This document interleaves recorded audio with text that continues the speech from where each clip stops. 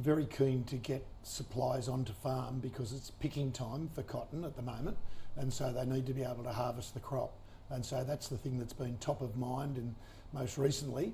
And I think most have secured, enough supply to make sure they can get their crop off. So that's good news. But then the next phase is obviously getting that crop to the cotton gin, and then from the gin to the port. And so there's still a lot of phases to go in the process of getting the crop to our export markets. And that speaks to the whole supply chain. And is there any sort of an indication what you will do if there are shortages or some sort of a rationing that will take place? Yeah, well, I guess that's other parts of the supply chain, the transporters, and we would hope that food and fibre gets some preference out there, in getting supplies to make sure we don't close down these important markets.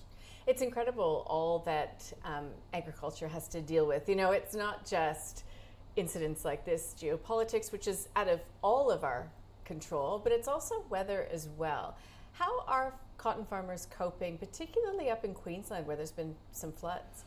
Yeah, I think some areas on the Dawson and the Burnett, there's been some really bad floods, but the Queensland government has been very quick in calling it Category D disaster and making assistance available to those farmers. So we really appreciate that, but it's a relatively small part of our crop. So we still think we're going to be producing about 4.4 million bales of cotton this season, and that's about 1 million tonnes of fibre. So it's a lot of fibre. It'll put a pair of jeans, shirt, jocks and socks and about 500 million people. So our fibre is getting out there and clothing part of the world. And what is the state of play when it comes to cotton pricing? What are the dynamics? It's not something that we speak of often. Well, cotton is sold on a global market, on New York futures, and we've seen a drop in prices over the last month or two, and in just the last few days a bit of a spike back up. So sitting at about $570 a bale for this season, which is a bit below what we'd want it to be. But growers can forward sell for next season for around $600 a bale, which we really need that 6 in front of the price to keep profitability in there. But even with a 6 in front of it, when we think about a crop that is going to be spending about $300 a hectare more on diesel, we're probably going to be spending another $250 a hectare on urea, fertiliser with the price rises.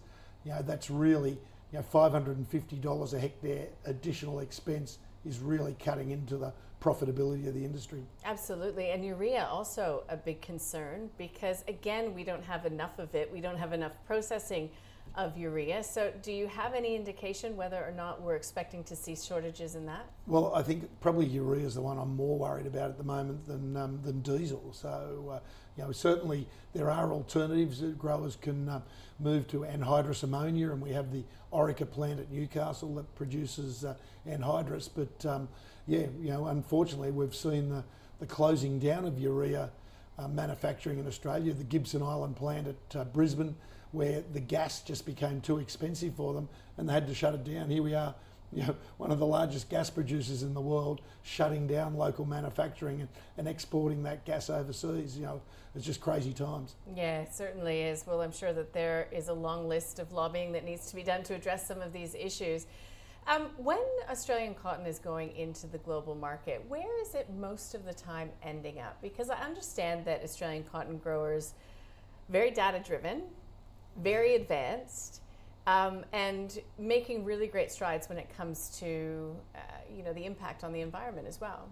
Yeah, they certainly are. Look, the bulk of our cotton goes into the spinning mills of Southeast Asia. So, at the moment, countries like Vietnam, India, Bangladesh, China are the ones that are taking the bulk of the crop, and that dynamic moves around a little bit. We're seeing the potential impacts of the US Build the Buy American Cotton Act. I think it's it's at the Ways and Means Committee in the US. I hope it doesn't get through, but even just the threat of it is seeing some of the markets wanting to buy more US cotton to try and get tax rebates to avoid tariffs. So we're dealing with that, and certainly countries like Vietnam and Indonesia seem quite sensitive to that threat of that legislation in the US.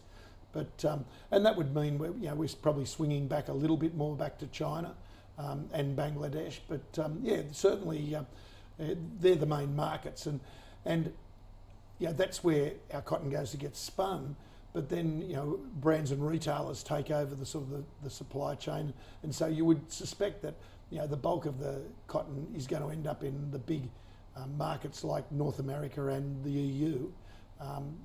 As clothing, but we lose visibility of it through the supply chain after that spinning mill phase.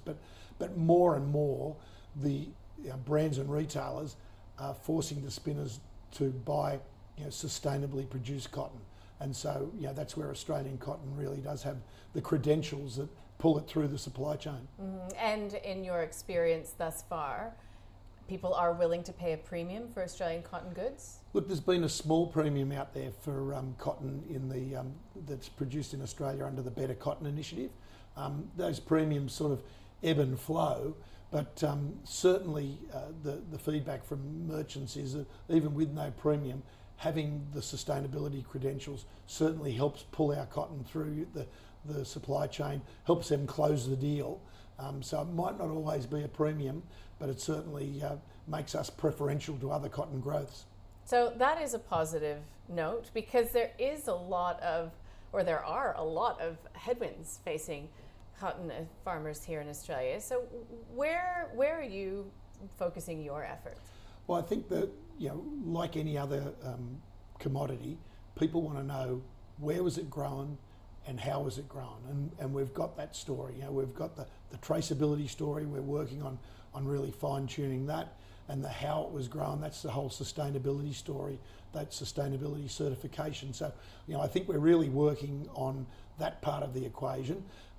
The difficult part is the cost price squeeze and these crazy increases in fertiliser, diesel, other farm inputs. When we've got no control over the price of cotton, it really does put the squeeze on our farmers. Mm-hmm. And Australian farmers, we know, are a very hardy bunch, but what is the state of play in terms of those either coming into the industry or leaving the industry? Because it's my understanding that some of these are generational farms, wouldn't they be? Oh yeah, look, certainly 90% of our farms are family farms. There's about 10%, which account for about 20% of the area that are the big super funds and multinationals and the like, but the bulk is family operations, and we are seeing some consolidation of family operations into bigger family operations, but certainly family farms are really important to the Australian cotton industry.